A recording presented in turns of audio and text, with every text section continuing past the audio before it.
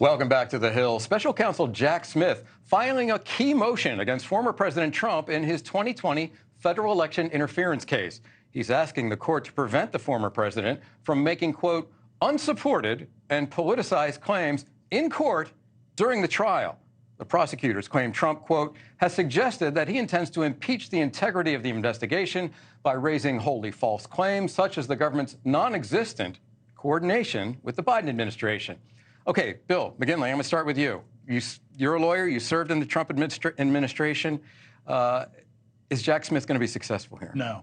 I think even if he were to get a court decision, Trump's going to do it anyways. The question is going to be, are his lawyers going to be able to get the trial evidence from the government that they're requesting? Because they want to put on defenses that Jack Smith doesn't want.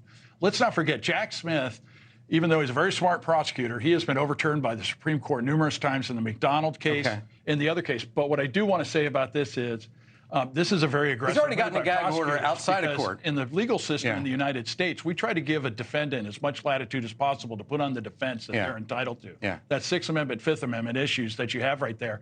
And the prosecutor trying to limit this, I think, is going to be a tall order. So to be clear, he's trying to sort of muzzle him inside the court. Correct. To stop him from making political statements and but he's been successful in that, right? Or at least partially. At the end of the day, we're talking about the leading candidate for president. And Jack Smith keeps filing these speaking motions where you really go beyond what is absolutely necessary. His lawyers can't present claims in court without evidence, right? So any claim that Trump wants to make about coordination with the Biden administration or any other whacked out theory he might have needs to be supported by evidence that is provable in court. And if his lawyers are bringing false claims without evidence, they are going to be punished by the bar, as they should. But that's not what they're saying. What they're saying is they've requested that information, which signals to them that that's the road they're going to go down in the courtroom.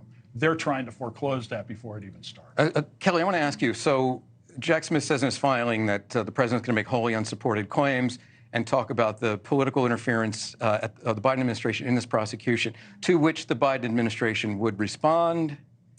You know, I feel like the Biden administration is trying not to touch this right now. So they're going out of their way to say that publicly, for sure. Right. Yeah, I feel like they are just trying to stay away from it and not get involved anymore. And I was going to add that I think at the end of all of this, it's just helping Trump gearing up towards. All right, Lance, you're fresh off the campaign trail. Is this really a campaign? This is going to be part of the campaign, right? I mean, the man's going to how many trials are going to happen? The first one's coming up the same day as the Iowa caucuses in the E. Jean Carroll case. Yeah, 100%. I mean, look, of course it's going to be part of the campaign, but if you go back and look at polling and where he was a year ago versus where he is now, after those indictments came down, his support only increased. Right. I mean, he's marching into Iowa stronger than ever. That's his superpower. Yeah, absolutely. I'm looking forward to there being a choice, not just a referendum on Biden. All right, speaking. Thank you for watching, and make sure you go to joinnn.com to find NewsNation on your television provider.